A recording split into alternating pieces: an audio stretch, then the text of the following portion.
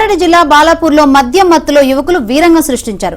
భాగ్యనగర్ సేవా సహకార సంఘం డైరెక్టర్ పెద్ద నరసింహారెడ్డి కుమారుడు జశ్వంత్ రెడ్డి అతని స్నేహితులతో కలిసి ఓ యువకుడిపై దాడికి పాల్పడ్డాడు. ఎమ్మెల్యే స్టిక్కర్ ఉన్న వాహనంలో సైరన్ వేస్తూ బైక్ పై వెళ్తున్న యువకుడిపై విచక్షణ రహితంగా దాడి చేశారు. స్థానికులు వచ్చి ఆపినా వినకుండా దుర్భాషలాడుతూ తీవ్రంగా కొట్టాడు. దీంతో రోడ్డుపై భారీగా ట్రాఫిక్ జామ్ ఏర్పడింది.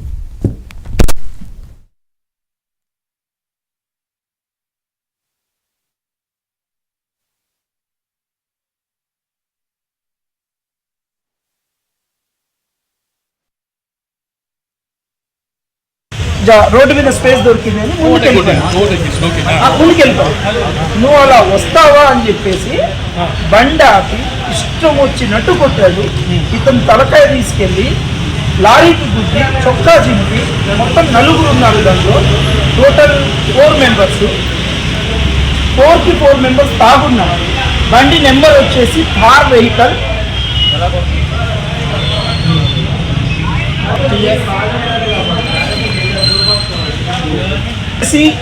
TS 07KD 6666